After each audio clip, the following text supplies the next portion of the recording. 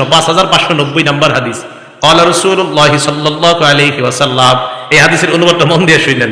লা ইয়াকুনান্না মিন উম্মতি আকওয়াম, আমার উম্মতের মধ্যে এমন এক সম্প্রদায় বের হবে, ইয়াস্তাহিল্লুনা আল হিররা ওয়াল হারিরা, যারা জিনা করাকে হালাল মনে করবে, ওয়াল হারিরা রেশমের পোশাক পরা হালাল মনে করবে, ওয়াল খামরা মদ পান করা হালাল মনে করবে, ওয়াল মাআজিফা, মাআজিফের অনুবাদ করবনি, ঢোল তবলা গান বাদ্যকে হালাল মনে করবে। শুধু তাই নয়, বলবে আমি এমন কোন কিতাব বাকি নাই, সব পড়ছি, পড়ার পর কোথাও পাই নাই ঢোল তবলা হারাম। তাহলে বুখারীর এই হাদিসটা কই? কিতাবটা সব পড়ছেন, এটা পড়েন নাই? মানে এটা মনে হয় এই জায়গাটা রেখে গেছেন। হ্যাঁ, বুখারী শরীফের 5590 নম্বর হাদিস। তো বুখারী শরীফ 5590 নম্বর হাদিস বাদ না আছে? তো থাকলে এই জায়গাটা গান বাদ্য ঢোল তবলা হারাম, তো সম্ভবত হযরত এই জায়গাটা পড়ে নাই। হ্যাঁ, তো বলে যে সব পড়ছেন, তো এই জায়গাটা তো পড়েন নাই, কি করছে? আচ্ছা, যাই হোক। তাহলে যখন নাকি কেউ বলে যে গান বাদ্য হারাম, এটা হুজুররা কোথায় পাইছে, এই কথা বলার পরে নবীজির কথার উপর আমাদের ঈমান বেড়ে যায়, কারণ আমাদের নবীজি বলছে একটা সময় মানুষ গান বাদ্যকে হালাল মনে করবে। আন আবি হুরায়রা রাদিয়াল্লাহু তাআলা আনহু قال, আবু হুরায়রা রাদিয়াল্লাহু তাআলা আনহুর বর্ণনা, এক ব্যক্তি আল্লাহ নবীর সামনে আসলেন, চুলগুলা কালো, শরীরের সারা পোশাক পরিহিত অবস্থা, দেখতে যুবক। এমন অনেক যুবক আল্লাহ রসুলের সামনে আসলেন, আসার পর নামাজের মধ্যে যেইভাবে আমরা হাঁটু গেড়ে বসি, আল্লাহ নবীর সামনে ওইভাবে হাঁটু গেড়ে বসে গেলেন। সাহাবারা কেউ চিনতে পারে না, সবাই অপরিচিত মানুষটার দিকে তাকায় আছে। যুবক আল্লাহ রসুলকে প্রশ্ন করলেন, মাল ঈমানু ইয়া রাসূলুল্লাহ, হে আল্লাহ নবী, ঈমান কি জিনিস আপনার কাছে জানতে চাই। আল্লাহ নবী জবাব দিলেন, আল ঈমান আন তুমিনা বিল্লাহি ওয়া মালাইকাতিহি ওয়া কুতুবিহি ওয়া রুসুলিহি, ঈমান হলো আল্লাহকে বিশ্বাস করা, ফেরেশতা বিশ্বাস করা, আল্লাহর যত কিতাব এগুলা বিশ্বাস করা, যত নবী রাসূল দুনিয়াতে পাঠিয়েছেন আল্লাহ সবাইকে বিশ্বাস করা, ওয়া তুমিনা বিলিকাইহি, আল্লাহর সাথে সাক্ষাৎ হবে এটা বিশ্বাস করা, ওয়া তুমিনা বিল বাসিল আখির, আল্লাহ আবার আমাদেরকে পুনরুত্থান করবেন, এই বিষয়টা বিশ্বাস করার নাম হলো ঈমান। সবাই তাকায় দিছে, এই প্রশ্ন কি করে এগুলা, কিন্তু চিনে না কেউ লোকটারে।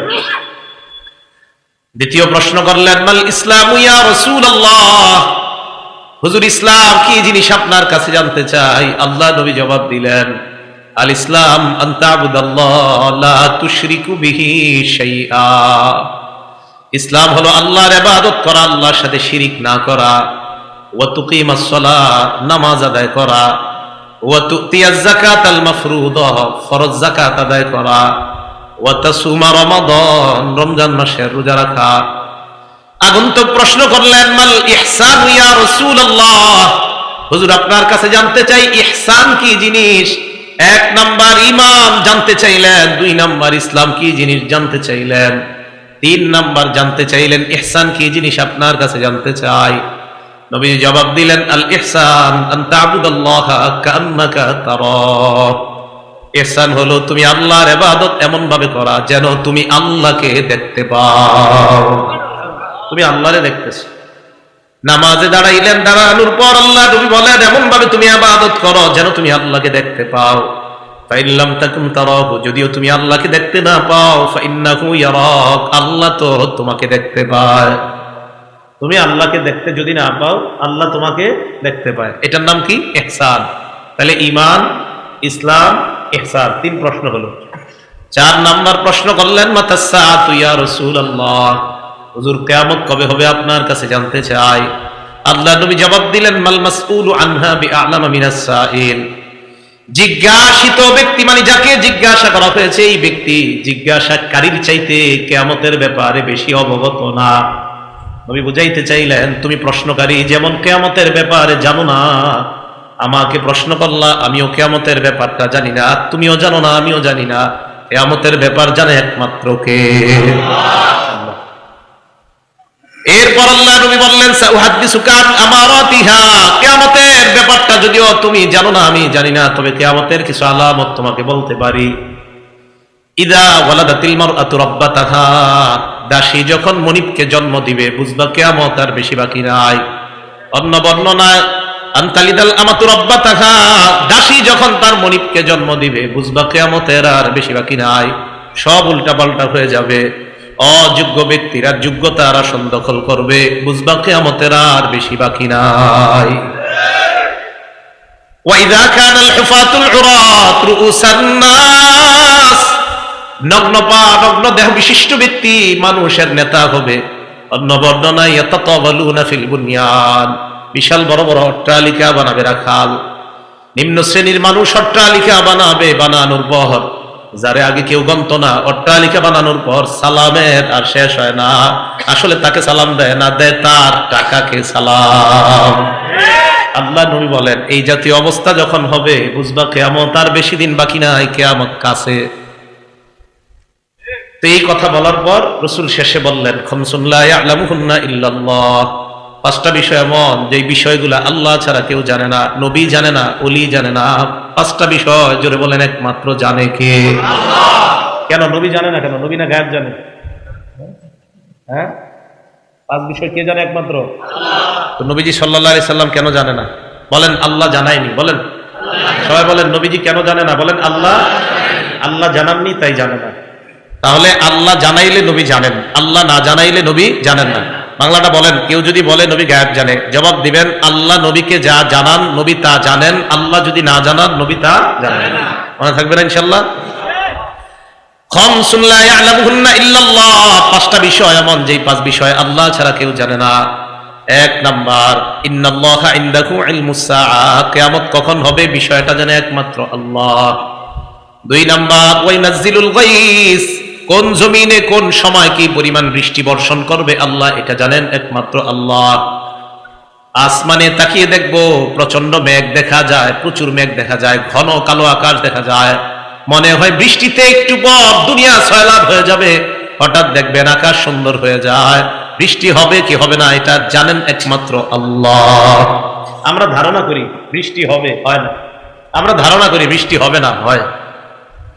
তাহলে বৃষ্টি কি পরিমাণ কখন হবে এটা কে জানে? আল্লাহ।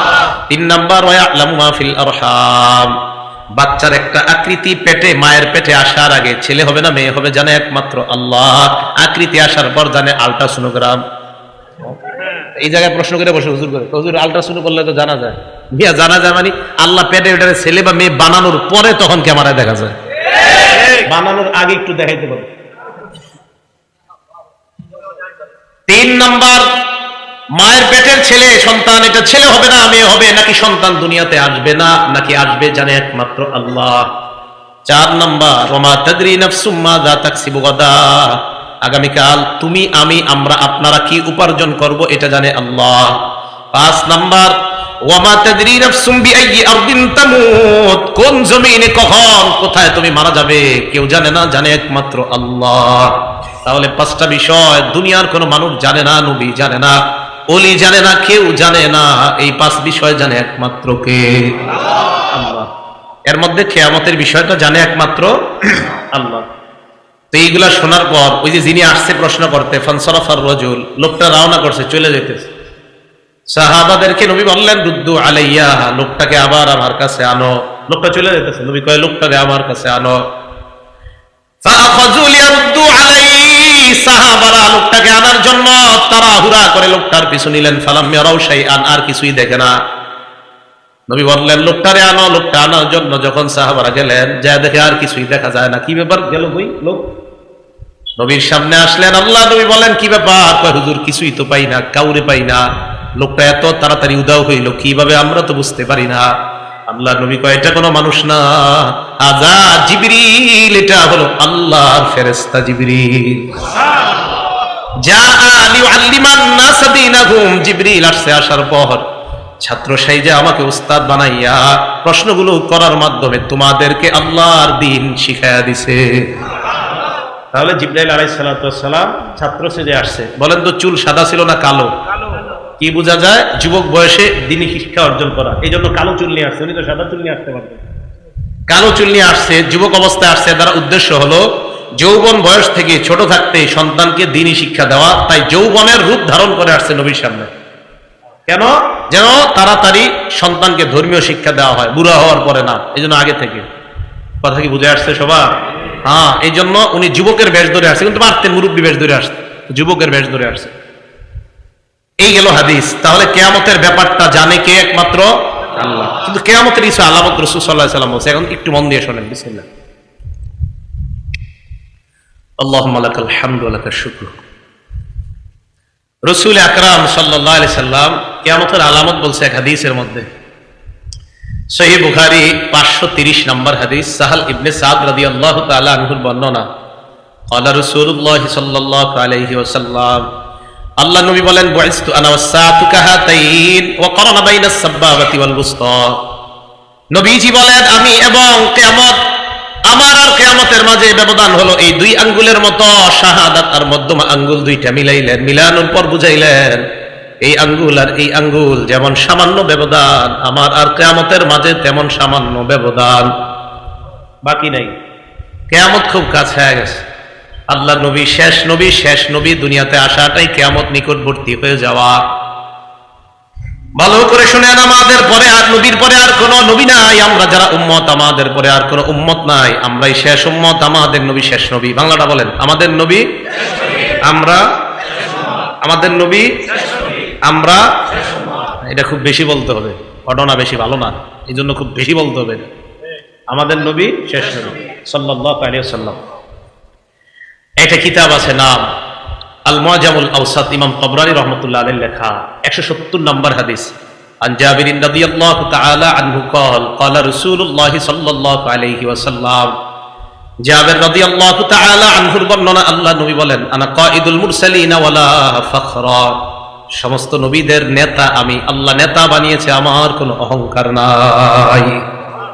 ওয়া আনা খাতামুন নাবিয়্যিন ওয়ালা ফখরা। আমি শেষ নবী, আমার মাধ্যমে নবুয়তের দরজা আল্লাহ বন্ধ করে দিয়েছে, আমার কোনো গর্ব নাই। ওয়া আনা শাফি' মুশাফফা। কিয়ামতের ময়দানে আমি সুপারিশ করব, আর শোনো তোমরা, আমার সুপারিশ আল্লাহ গ্রহণ করবেন।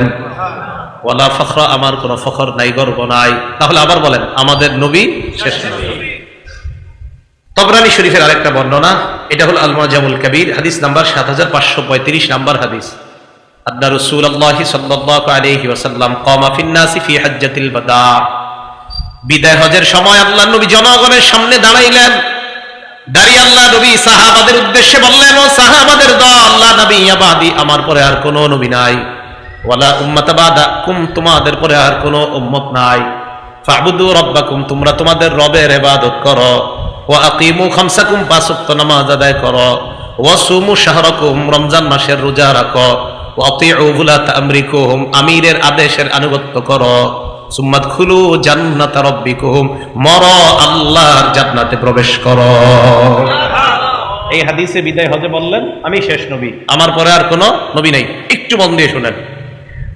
আস্তে আস্তে একটা গুরুত্বপূর্ণ হাদিসের দিকে যাইতেছি, যেটা মুফতি লুৎফুর রহমান ফরাইজি সাহেব সামান্য একটু টাচ দিয়েছিলেন আপনাদেরকে শুরুতে, হযরত অন্য আলোচনা করেছেন। তো যাই হোক, একটা কিতাব আছে হাদিসের নাম মুসনাদে বাজ্জার। কি নাম? মুসনাদে বাজ্জার। আপনারা তো মাশাআল্লাহ বুখারী আর মুসলিম ছাড়া নামই শিখেন নাই, শিখার দরকারও নাই, কারণ এই দুই কিতাব ছাড়া কি নবীজি আর কিছু কইছিনি? তো মুসনাদে বাজ্জার এই কিতাবের 6135 নম্বর হাদিস। এই হাদিসের বর্ণনাকারী আব্দুল্লাহ ইবনে ওমর রাদিয়াল্লাহু তাআলা আনহুমা, তিনি বলেন, আন্না রাসূলুল্লাহ সাল্লাল্লাহু আলাইহি ওয়াসাল্লাম قال في حجة الوداع। বিদায় হজের দিন আল্লাহ নবী সাহাবাদেরকে বললেন, আইয়ু ইয়াউমিন হাযা, আজকে কোন দিন? সাহাবারা বলো, সাহাবারা জবাব দিলেন, ইয়াউমুন হারাম, আজকে সম্মানিত দিন। এরপর বললেন, আইয়ু বালাদিন হাযা, এটা কোন শহর? সাহাবারা বললেন, বালাদুল হারাম, এটা সম্মানিত শহর। 3 নাম্বার প্রশ্ন করলেন, আইয়ু শাহরিন হাযা, এটা কোন মাস? সাহাবারা বললেন, শাহরুল হারাম, এটা সম্মানিত মাস। নবীজি বললেন, ফাইন্নাল্লাহা হারামা আলাইকুম আমওয়ালাকুম ওয়া দিমাআকুম ওয়া আরাযাকুম ওয়া তাবা দিমাআকুম ওয়া আমওয়ালাকুম ওয়া আরাযাকুম কাহুরমাতি হাদাল ইয়াউমি ওয়া হাদাল বালাদি ওয়া হাদাশ শাহর। নবীজি বললেন, আজকের দিন যেমন সম্মানিত, এই মাস যেমন সম্মানিত, এই শহর যেমন সম্মানিত, আল্লাহ পাক রব্বুল আলামিন তেমনি ভাবে এক মুসলমানের রক্ত, এক মুসলমানের সম্পদ, এক মুসলমানের ইজ্জত অন্য মুসলমানের জন্য হারাম তথা সম্মানিত বানায়া দিয়েছেন। কোন মুসলমানের সম্পদ লুণ্ঠন করা যাবে না, কোন মুসলমানের রক্তপাত করা যাবে না, কোন মুসলমানের ইজ্জত অন্যায় ভাবে হরণ করা যাবে না। এরপর আল্লাহ নবী বললেন, আলা লিউবাল্লিগ শাহিদুকুম গায়বাকুম, তোমরা যারা এখানে আছো আমার কথাগুলা যারা নাই তাদের কাছে পৌঁছায় দিবা। হাদিস শেষ হয় নাই, শেষে কি কয় দেখেন, শোনো তোমরা, লা নাবিয়্যা বাদি, আমার পরে কোনো নবী নাই, ওয়ালা উম্মাতা বাদাকুম, তোমাদের পরে কোনো উম্মত নাই। যদি কেউ আমার পরে দাবি করে নবী, এটা নবী না, ভণ্ড প্রতারক। নবীজির পরে কোনো নবী নাই, বলেন আমাদের নবীজির পরে আর কোনো, তাহলে আমাদের নবী শেষ নবী, উনি শেষ নবী, দুনিয়াতে আসাটাই কিয়ামত নিকটবর্তী হয়ে যাও। এবার আরেকটা হাদিস শুনেন, সহিহ বুখারী হাদিস নাম্বার 3455 নাম্বার হাদিস, 3455 নাম্বার হাদিস। এই হাদিসের বর্ণনাকারী আবু হাযিম রাহমাতুল্লাহি আলাইহি তিনি বলেন, ক্বাআতু আবু হুরায়রা রাদিয়াল্লাহু তাআলা আন 5 সিনিনা, আমি আবু হুরায়রা রাদিয়াল্লাহু তাআলা আনহুর ক্লাসে 5 বছর বসলাম। সামি'তুহু ইউহাদ্দিসু আন রাসূলিল্লাহি সাল্লাল্লাহু আলাইহি ওয়াসাল্লাম, আমি আবু হুরায়রা রাদিয়াল্লাহু তাআলা আনহুকে বর্ণনা করতে শুনলাম, আল্লাহ নবী বলছেন, কানাত বানু ইসরাঈল তাসুসুহুমুল আমবিয়া, বনি ইসরাইলের নবীদের নিয়ম ছিল একজন নবীর পর আরেকজন নবী দুনিয়াতে আসতেন, আসার পর তিনি নবী হতেন, তিনি তাদেরকে নেতৃত্ব দান করতেন।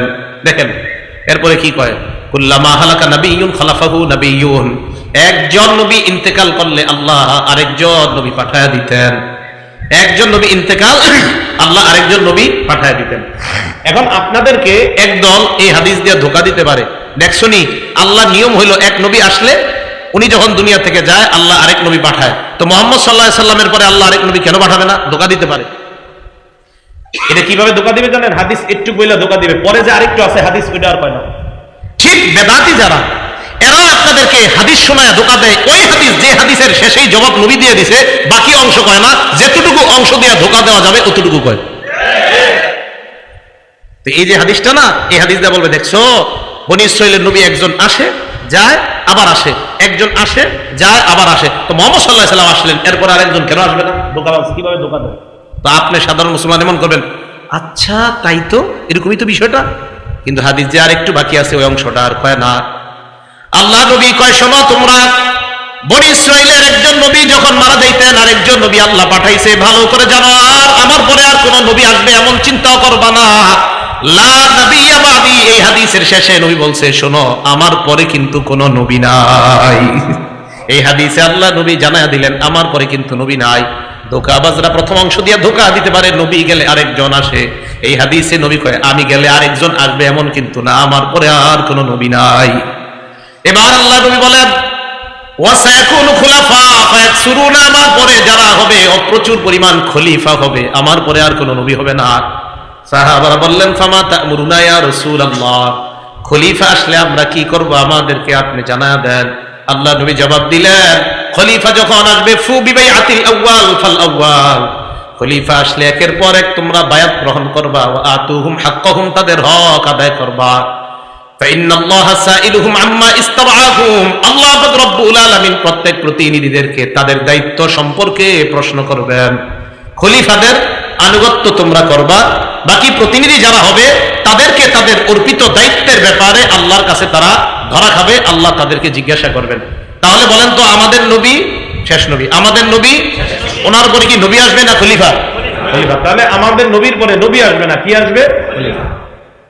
এবার আর একটা হাদিস শুনেন, যে হাদিস দিয়া একটা সম্প্রদায় আছে, ওই সম্প্রদায় কানটা ক্লিয়ার করে দেন, একটা হাদিস দিয়ে এক সম্প্রদায় আপনাদেরকে ধোঁকা দিবে। বিসমিল্লাহ।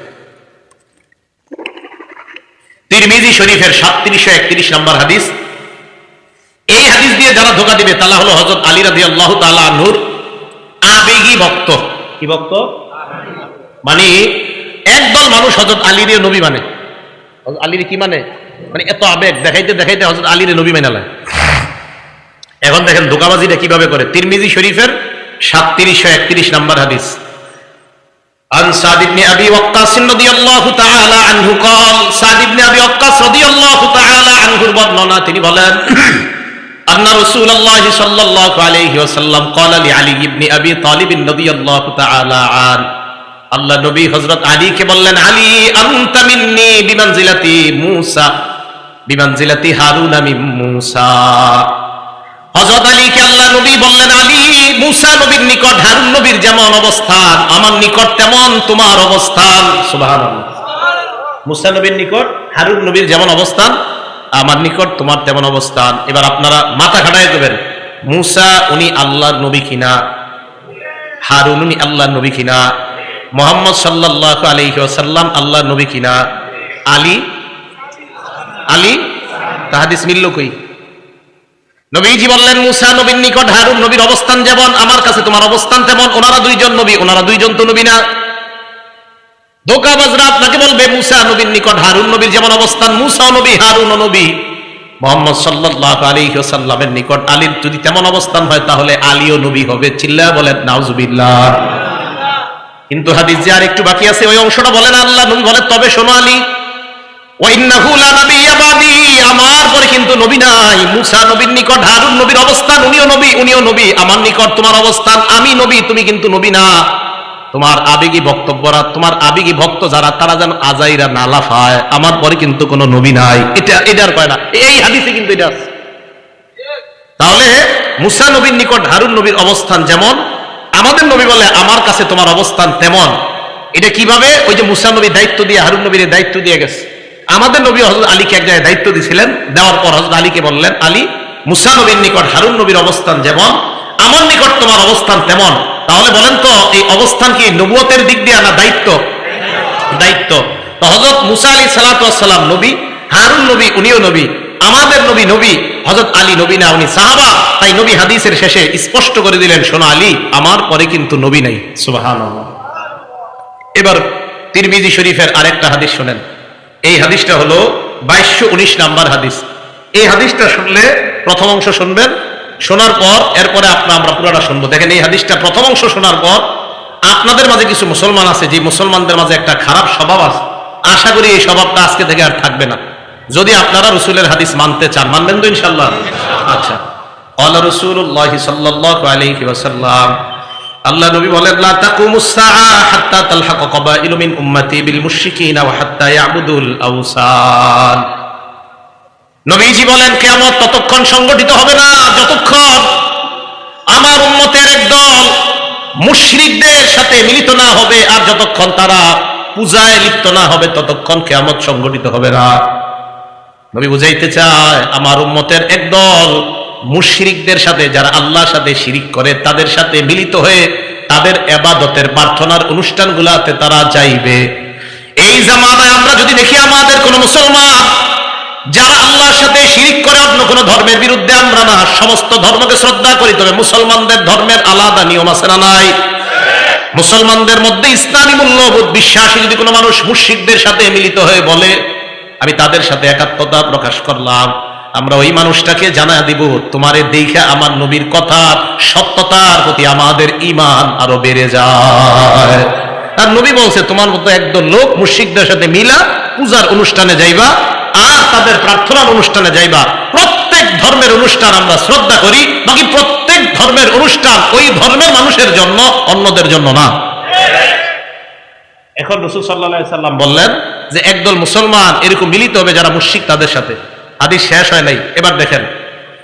এবার আল্লাহ নবী বলেন, আন্নাহু সায়াকুনু ফি উম্মতি 30 কাযাবুনা, আমার উম্মতের মধ্যে 30 জন মিথ্যাবাদীর আবির্ভাব ঘটবে। বলেন কয়জন? 30 জন। কুল্লুহুম ইয়াজউমু আন্নাহু নাবিয়্যুন, প্রত্যেকে ধারণা করবে সে নবী। নাউজুবিল্লাহ। আল্লাহ নবী কয়, ওয়া আনা খাতামুন নাবিয়্যিন লা নাবিয়্যা বাদি, আমি শেষ নবী, আমার পরে আর কোন নবী নাই। এই হাদিস যদি বুঝে থাকেন, 30 জন মিথ্যাবাদী যদি দাবিদার নবী বললেন হবে, পাকিস্তান বলেন, বাংলাদেশ বলেন, ভারত বলেন, সৌদি আরব বলেন, সারা দুনিয়ার মধ্যে যদি কেউ নতুন ভাবে বলে আমি নবুয়তের দাবিদার করলাম, আমরা তাকে জানায় দিব, আমার নবীর ভাষা অনুযায়ী তুমি হলা 30 জন মিথ্যাবাদীর একজন। তুমি 30 জন মিথ্যাবাদীর একজন। কারণ নবীজি বলছে 30 জন মিথ্যাবাদীর আবির্ভাব ঘটবে, যারা প্রত্যেকে দাবি করবে আমি নবী। আর রাসূল সাল্লাল্লাহু আলাইহি সাল্লাম বলেন, আমি শেষ নবী, আমার পরে আর কোনো নবী নাই। কথাগুলো মনে থাকবে ভাই? তাহলে রাসূল সাল্লাল্লাহু আলাইহি সাল্লাম বলে দিলেন, আমি শেষ নবী, আমার পরে নবী নাই। এবার একটু বুঝেন, ফরাজি সাহেব তো বই নিয়ে আসছিল, আচ্ছা যাক মাশাআল্লাহ। এরা আপনাদেরকে দাওয়াত দিবে কিভাবে? যারা নতুন নতুন নবুয়তের দাবিদাররা কিছু বই ট্রেনে, লঞ্চে বই নিয়ে অনেক মেয়েরা, অনেক ছেলেরা কিছু বই নিয়ে আপনারা আস্তে আস্তে এইভাবে চিপায় নিয়ে যাবে, বলবে একটু পড়ো এটা। এটা পড়ো। আমি দেখছি নিজেই, তো এরকম আমি দেখছি নিজে কিভাবে, তো মনে করেন কোন এক ট্রেনে উঠছি আমি, তখন ছাত্র মানুষ, তো উঠার পরে দেখি এরকম ঘটনা ঘটে, তো এরকম বই দিবে, বই দেওয়ার পরে আপনারে পড়াবে, তো পড়ানোর পরে এই সেই, আমি কিন্তু বলি নাই কোন দেশে, এটা বলছি না, আচ্ছা যেই দেশেই, তো পড়ানোর পর বলবে, বলতে বলতে এক পর্যায়ে বলবে কি বুঝলেন, আপনারা বলবেন, তা আপনি বলবেন কি বুঝলাম, তাই বলতে বলতে বলবে তার মানে নবুয়তের দরজা এখনো খোলা আছে, নাউজুবিল্লাহ বলেন। এইগুলা পড়ানোর পর আপনারা বুঝাবে, আপনাকে যখন বুঝাবে আপনি সাথে সাথে বলবেন ভাই আপনার কথা শোনার পর আমার নবীর হাদিসের উপর আমার ঈমান বাইরে গেছে। কেন বাড়ছে? আমার নবী বলছে 30 জন মিথ্যাবাদীর আবির্ভাব ঘটবে, এর মানে এই বই আপনাদের যে গুরু, ওই গুরু হলো ওই ভণ্ড 30 জনের একজন। সোজা কথা, রাসূল সাল্লাল্লাহু আলাইহি সাল্লাম বলছে 30 জন মিথ্যাবাদী আসবে, এরা দাবি করবে নবী। আর আমি বুঝি না মানুষ কিভাবে এরপরেও বুঝে না যে আমাদের নবী যে শ্রেষ্ঠ নবী, উনি যে শ্রেষ্ঠ খতামুন নবী, ওনার কথা একের পর এক মিলে যাচ্ছে, তো উনি তো সত্যবাদী হওয়া, এটা আকলেও হয়, এটা কেন বুঝে না মানুষ? এবার বুখারী শরীফের হাদিস শুনেন, হাদিস নাম্বার 3535, কত হয়? 3535। এই হাদিসে অধ্যায় কায়েম করছে ইমাম বুখারী রাহমাতুল্লাহ আলাইহি, বাবু খাতিমিন নবিয়িনা সাল্লাল্লাহু আলাইহি সাল্লাম। খাতিমিন, খতাম না, খাতিমিন। এই হাদিসের মধ্যে আসছে আবু হুরায়রা রাদিয়াল্লাহু তাআলা আনহুর বর্ণনা, ক্বালা রাসূলুল্লাহ সাল্লাল্লাহু আলাইহি ওয়াসাল্লাম, আল্লাহ নবী বলেন, ইন্না মাসালি ওয়া মাসালাল আমবিয়া মিন ক্বাবলি কামাসালি রাজুলিন বানা বাইতান, আমার পূর্ববর্তী নবীদের দৃষ্টান্ত হলো ওই ব্যক্তির মতো যে ব্যক্তি একটা ঘর বানিয়েছে, ফাজমালা ওয়া আহসানা, ঘরটা বড় চমৎকার ভাবে সাজিয়েছে, বড় সুন্দর ভাবে ঘরটা সাজায়। দেখেন সাজানোর পর ইল্লা মাউদিআ লাবিনা ফি জাওিয়া, একটা ইট পরিমাণ জায়গা খালি আছে। কি পরিমাণ জায়গা খালি? ইট পরিমাণ জায়গা খালি। ফাজালাত নাসু ইয়াতুফুনা বিহি, জনগণ ওই ঘরটা দেখতে যায়, ঘরের চারপাশে ঘুরে, ওয়া জাবুন আলা, আশ্চর্য হয়, এত সুন্দর একটা ঘর, এই ঘরটা কেমনে একটা ইট এখনো বাকি আছে, আহারে ইটটা দিলে কত সুন্দর হইতো, সবাই এটা কয়। একটা ঘর অনেক সুন্দর, মানে এর চেয়ে সুন্দর আর ঘর হয় না, কিন্তু একটা ইটের জায়গা খালি, তো সবাই তফ করে আর কয় এত সুন্দর একটা ঘর, ইটের জায়গাটা কেন খালি? আল্লাহ নবী কয়, ফাদাল্লা বিনা, যে খালি জায়গার ইটটা আমি হলাম সেই ইট, আমি হলাম সেই ইট। আল্লাহ আদম নবীর মাধ্যমে ঘরটা সাজানো শুরু করেছেন, ঈসা নবী পর্যন্ত ঘরটা আল্লাহ থামাইছেন, ইটের জায়গাটা আল্লাহ ফাঁকা রাখছেন, আমি নবীর মাধ্যমে ওই ফাঁকা পূরণ করে ঘরের সৌন্দর্যের সমাপ্তি আল্লাহ টেনে দিলেন। হাদিসের শেষে আল্লাহ নবী বলেন, আনা খাতিমুন নবিয়্যিন, আমি শেষ নবী, আমার পরে আর কোন নবী নাই। খাতিম কেন বলছে জানেন? যারা আপনাদেরকে ধোকা দিতে চায় না, এরা কয় খাতিম না খতাম, এরা কয় খাতিম না খতাম। আপনি জবাব দিবেন, যদি খাতিমও কও তাও নবী শেষ নবী, যদি খতাম কও তাও নবী শেষ নবী। পাল্টা প্রশ্ন করবে আপনাকে, খতামের দলিল কি? আপনি জবাব দিবেন সূরা আহজাবের 40 নম্বর আয়াত হলো খতামের দলিল। এরা বলবে খাতিমের দলিল কি? বলবেন বুখারীর 3535 হলো খাতিমের দলিল। তামের দলিলও আছে, তিমের দলিলও আছে। সূরা আহজাবের 40 নম্বর আয়াতে আল্লাহ বলেন, মা কানা মুহাম্মাদুন আবা আহাদিম মির রিজালিকুম, মুহাম্মদ সাল্লাল্লাহু আলাইহি ওয়াসাল্লাম তোমাদের কারো পুরুষের পিতা নন, ওয়ালাকিন রাসূলুল্লাহ, তিনি আল্লাহর রাসূল, খাতামান নবিয়্যিন, সুবহানাল্লাহ, খাতাম, তিনি শেষ নবী। তাহলে খাতাম বলেন, খাতিম বলেন, মুহাম্মদ সাল্লাল্লাহু আলাইহি ওয়াসাল্লাম শেষ নবী, ওনার পর আর কোনো নবী নাই। বইস্তু আনা ওয়াস সাআতু কাহাতাইন, কিয়ামত আর আমার মাঝে এত সময় ব্যবধান, অর্থাৎ আমি আশা মানি কিয়ামত আর বেশি দিন বাকি নেই। আরেকটা হাদিস শুনেন, সহিহ বুখারীর 5231 নম্বর হাদিস, ক্বালা রাসূলুল্লাহ সাল্লাল্লাহু আলাইহি ওয়াসাল্লাম, আল্লাহ নবী বলেন, ইন্না মিন আশরাতিস সাআ আইয়ুরফাল ইলম, নবীজি বলেন কিয়ামতের আলামতের মধ্যে এটা একটা আলামত, আইয়ুরফাল ইলম, ইলম উঠে যাবে। বলেন কি উঠে যাবে? ভালো করে বলেন, কি উঠে যাবে? ইলম উঠে যাবে। ফরাইজি সাহেবের বয়ানের শুরু দিক দিয়ে একটু শুনছি, পরে আবার ঘুমাই গেছে, মন চাইছে শুনতাম, কিন্তু পরে বৈশা ঘুমাই গেছে। শুরু দিক দিয়ে উনি ওলামাদের শান আলোচনা করতেছিলেন। তো দেখেন কি কয় আল্লাহ, ইন্নাল্লাহা লা ইয়ারফাউল ইলম, ও ইন্না মিন আশরাতিস সাআ আইয়ুরফাল ইলম, কিয়ামতের আলামতের মধ্যে একটা হলো ইলম উঠিয়ে নেওয়া হবে। কি উঠিয়ে নেওয়া হবে? 2 নাম্বার, ওয়াসবুতাল জাহলু, মূর্খতা প্রতিষ্ঠিত হবে, মূর্খতা সমাজের মধ্যে ছড়ায় পড়বে। আলহামদুলিল্লাহ সূরাটা বিশুদ্ধভাবে পড়তে পারে না, কয় আপনার সাথে আমি বহস করতে চাই। আমি কিন্তু বহস পারিও না, আমারও তো যোগ্যতা নাই, সত্যি সত্যি। মুবাহিস তো আমাদের ফরাইজ হিসাব, আবরার ভাই, ওনারা তো অনেক সময় বলে, কয় আমি বহস করতে চাই, সূরা ফাতিহা কি পারে না, শুদ্ধ পারে না। আমি বলছি না যে উনি বহসে পারবে না, যিনি বলে মাশাআল্লাহ উনিও ভালো বহস করে, কথার কথা যেই বলে উনি বলুক, আপনাদের কেউ বলেন, অথবা একটা জেনারেল শিক্ষিত আপনারা বলেন যে আমি আপনার সাথে বহস করতেছি, আমি বলবো না মাশাআল্লাহ এটা আপনার যোগ্যতা, আল্লাহ তাআলা আরো বাড়ায় দেবে, কিন্তু আমি সাথে সাথে বলবো বহস করতে কতক্ষণ লাগবে, তো আপনি বলবেন 1 ঘন্টা 2 ঘন্টা 3 ঘন্টা, আমি বলবো ভাই এই 1-2 ঘন্টা সময় নষ্ট না কইরা সূরা ফাতিহাটা শিখা নামাজটা শুদ্ধ করেন। সময় নষ্ট করবেন, ফাতিহাটা শিখেন। খারাপ কথা বলছি? আমি কিন্তু বলি নাই যে আপনি বহসের যোগ্যতা রাখেন, আপনি বহসের যোগ্যতা রাখেন, এটা স্বীকার করছি।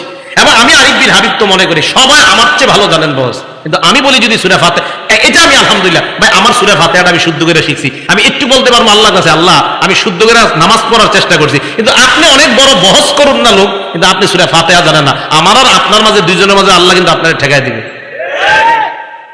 তা আমি বলি কি আপনি মানে আপনাদের একজন যে কোনো একজন কয় কি ফরাইদ সাহেবের সাথে আমি বহস করুন, আরে ভাই বেচারা উনি আলেম, তা আপনি আমি কিন্তু আপনারও বলছি না, আপনিও মাশাআল্লাহ মহা আলেম, ওনার চেয়ে বড় আলেম, কোনো সন্দেহ নেই, আপনি তো সূরা ফাতিহাটা শুদ্ধ করেন কেন, আগে নামাজটা তো শুদ্ধ করেন। তো আমি বলছি আপনি সময়গুলো নষ্ট না করে নামাজ শুদ্ধ করেন। মূর্খতা ছড়ায় পড়বে সমাজে, 1 নাম্বার এলেম উঠিয়ে নেওয়া হবে, মূর্খতা ছড়ায় পড়বে। ওয়াজহারুজ জিনা, 3 নাম্বার জিনা ব্যভিচার দুনিয়ার মধ্যে প্রতিষ্ঠিত হবে, জিনা বেড়ে যাবে, পরকিয়া বেড়ে যাবে, স্মার্টফোনের বদৌলতে বিবি আরেক পুরুষের সাথে, স্বামী আরেক নারীর সাথে অবৈধ জিনায়, মোবাইলের জিনায় লিপ্ত হবে। 4 নাম্বার ওয়াইশরাবাল খামরু, মদ পান বেড়ে যাবে। 5 নাম্বার ওয়াকিল্লার রিজাল, পুরুষের সংখ্যা কমবে, ওয়া তাকসুরান নিসা, নারীদের সংখ্যা বাড়বে। হাত্তা ইয়াকুনা লি 50 ইমরাআতান আল কাইয়িমুল ওয়াহিদ, 50 জন ঘরে নারী, একজন হবে পুরুষ। অবস্থা ভালো না, 50 জন নারী ঘরে হবে একজন পুরুষ। হ্যাঁ কিয়ামত, এটা হলো কিয়ামতের আলামত। 1 নাম্বার এলেম উঠিয়ে নেওয়া হবে, এই হাদিস থেকে আমরা জানলাম, মন দিয়ে শুনি আমরা। এখন কথা হলো এলেম কিভাবে উঠাবে। হুজুর একটু এদিকে আসেন তো, একজন যে কোনো একজন আসতে হবে, আপনি আসেন, এই যে এদিক তাকান, এই যে এদিক তাকান, এই যে টান দিলাম ছিনায় নিলাম, এইভাবে এলেম উঠায় নিবে না। সহিহ বুখারীর 100 নম্বর হাদিস, ক্বালা রাসূলুল্লাহ সাল্লাল্লাহু আলাইহি ওয়াসাল্লাম, আল্লাহ নবী বলেন ইন্নাল্লাহা লা ইয়াকবিজুল ইলমা ইনতিজাআন ইয়ানতাজিউহু মিনাল ইবাদ, আল্লাহ বান্দাদের থেকে এইভাবে ছু মেরে এলেম উঠায় নেবেন না। এবার আপনাদের প্রশ্ন, হুজুর তাহলে এলেম আল্লাহ কিভাবে উঠায় নেবেন? আহারে মুসলমান কিভাবে আপনাদেরকে বুঝাই। নবীজি বলেন ওয়ালাকিন ইয়াকবিজুল ইলমা বিকবজিল উলামা, আলেমদেরকে উঠায় নেওয়ার মাধ্যমে এলেম আল্লাহ উঠায় নেবেন। হাফিজি হুজুর চলে যাওয়া মানে এলেমের একটা সাগর চলে যাওয়া, আল্লামা শাইখুল হাদিস চলে যাওয়া মানে এলেমের সাগর চলে যাওয়া, আল্লামা আমিনী রহমতুল্লাহ চলে যাওয়া মানে এলেমের বিশাল সমুদ্র চলে যাওয়া। আর আমি আর আপনি চটি বই পড়ি আর দাবি করি হুজুররা কি জানে আমি সব জানি, আফসোসের কথা। রাসূল বললেন এলেম আল্লাহ উঠায় নেবে, আলেমদেরকে উঠায় না। আমার আপনার হতাশ হওয়া দরকার, আফসোস করা দরকার যে আলেমরা বিদায় নিচ্ছে, এটা আমাদের জন্য কপাল খারাপের লক্ষণ। আর আমি আপনি এখনো ঝগড়া নিয়ে আসি, এখনো আমি আপনি একজন শাইখুল হাদিসের ভুল ধরে গিয়ে আজকে সকাল থেকে একটা নতুন বই পড়া, বেচারা 20 বছর বুখারী পড়ায়, ওনার ভুল ধরতে যান আপনি। রাসূল আকরাম সাল্লাল্লাহু আলাইহি সাল্লাম বললেন আলেম চলে যাবে তো এলেম উঠে যাবে। আজকে আমি আরিফ বিন হাবিব আরো আমরা হুজুররা আপনাদের সামনে জুমা পড়াই, কথা বলি আর ভাবেন এই হুজুরের চেয়ে বড় হুজুর মনে হয় দুনিয়াতে নেই, অথচ আমার নবী বলেন না, আলেম চলে যাওয়া মানে এলেম চলে যাওয়া। এই যা দেখতেছো এইগুলা ভাষা ভাষা কিছু বিদ্যা দেখতেছো, আসল এলেম তো আল্লাহ একের পর এক উঠিয়ে নিচ্ছেন, উঠিয়ে দিচ্ছে। এই চিন্তা চেতনা না। বুখারী শরীফের সব মানেন তো এই হাদিসটা একটু মানতে পারেন না যে বুখারীর 100 নম্বর হাদিসে নবী বলছেন এলেম আল্লাহ উঠিয়ে নেয় আলেমদেরকে উঠায় নেওয়ার মাধ্যমে। তো এই চেতনা, এই চিন্তা, এই পেরেশানি আমার আপনার মাথায় কেন আসে না? সর্বনাশ, আমাদের দেশের আলেমরা চলে যাওয়া মানে তো এলেম চলে যাচ্ছে। আমি আপনি এই টেনশন না করে নতুন নতুন ভাবে আমি আপনি দাবি করতে চাই আমি কোরআন বেশি বুঝি, আমি হাদিস বেশি বুঝি। এত বেশি বুঝে বুঝতে বুঝতে হাদিস অস্বীকার করে শুধু কোরআন বুঝে না। এখন শুধু কোরআন, আপনি নতুন শুধু কোরআন আর হাদিস দরকার নেই। অপেক্ষায় থাকেন, কিছুদিন পরে বলবে কোরআনের এই অংশটুকু মানি না, এটুকু মানি। এটার অপেক্ষা থাকেন, বলবে। কেন বলবে জানেন? আমি তো জানি কেন বলবে। কারণ যারা শুধু কোরআন মানে হাদিস মানে না, এদের দাবি হলো এরা কোরআন বুঝে। আমি এদেরকে অসংখ্যবার বলছি এরাও কোরআন বুঝে না। কেন বলছি জানেন? আমি এদেরকে বলছি আপনারা পুরা কোরআন পড়েন না, এই জন্য বুঝেনও না। এদের অনেককে আমি বলছি যে আপনারা কোরআনও বুঝেন না। কিভাবে বুঝেন না কোরআন? আপনি তো কোরআন পুরাটা পড়েন না। আপনি কোরআন নিয়ে কারোর সাথে বসলে কি করেন? সামনে একটা আইপ্যাড কি জানি নিয়ে বসে, আপনার ওই যে ল্যাপটপ ট্যাব নিয়ে বসার পরে একটার পরে আয়াত এবার দেখে দেখে বস করতে চায়। আমি আরিফ বিন হাবিব আজকে আপনাদের সামনে বলছি ওইটা নিয়ে না বইসা, এই যে এখানে আজকে আমি বসে রয়েছি, আপনি এখানে আসেন, আমি কোরআনের একের পর এক আয়াত বলি, আপনি বলেন তো দেখা যাবে কেমন আপনি আহলে কোরআন। আহলে কোরআন। শুধু কোরআন মানে কি? কোরআন, ইন্টারনেট, ল্যাপটপ কোরআন। আপনি তো কোরআন এত বুঝেন, তো আসেন না আপনি এমনি রাস্তায় মনে করেন আসর নামাজ পড়ছি দুজনে এক মসজিদে, আসরের নামাজের পরে দুজন দাঁড়ায় দাঁড়িয়ে একটু কথা বললাম, জনগণ দেখুক। আপনি তো এটা জীবনে করবেন না, কারণ আপনি নিজেও জানেন কোরআনের কয়েকটা আয়াত আপনি মুখস্থ করছেন, বাকিগুলো আপনার জানা নাই। আজীব এক পেরেশানিতে আছি আমরা। তো রাসূল আকরাম সাল্লাল্লাহু আলাইহি সাল্লাম বললেন, আল্লাহ এলেম উঠিয়ে নেবেন আলেমদেরকে উঠায় নেওয়ার মাধ্যমে। কিভাবে উঠায় নেবেন বলেন তো? আলেমদেরকে। নবীজি বলেন, হাত্তা ইদা লাম ইবকি আলিমান, মানুষ আর আলেম খুঁজে পাবে না। এক পর্যায়ে ইত্তাখাযান নাসু রুউসান জুহাল, মানুষ জাহেলদেরকে ধর্মীয় নেতা বানাবে। জাহেলদেরকে ধর্মীয় নেতা বানানোর পর ফাসুইলু, তাদেরকে প্রশ্ন করা হবে। প্রশ্ন করার পর ফাফতাউ বিগাইরি ইলমিন, বিদ্যা ছাড়াই ফতোয়া দিয়ে দিবে। ফাদাল্লু আদাল্লু, নিজেরাও পথভ্রষ্ট হবে, যাদেরকে ফতোয়া দিবে তাদেরকেও পথভ্রষ্ট বানাবে। আমি অবাক হয়ে যাই, বিভিন্ন জায়গায় আমাদের দেশেও সারা দুনিয়াতে এমন এমন কিছু মানুষ আছে যাদেরকে এই পর্যন্ত আমি জীবনেও দেখি নাই কোনো প্রশ্নে বলছে এটা আমার জানা নাই, সব জানে। আমি অবাক, এমন এমন অনেক ব্যক্তি আছে যারা মানে কোনো প্রশ্নে উনি কখনো বলে নাই আমি জানি না, অথচ আল্লাহর রাসূল অনেক প্রশ্নে বলছে আমি জানি না, জিবরাইল না জানাইলে। কি আজীব বর্তমান যুগের এমন এমন আলেম আছে যারা কোনো প্রশ্নে না আমি জানি না মানে উনি সব জানে। পরে যাই না কি হয় জানেন, এমন এক ফতোয়া দেয় যে ফতোয়ার কারণে জনগণের মধ্যে দুই দল হয়ে যায়।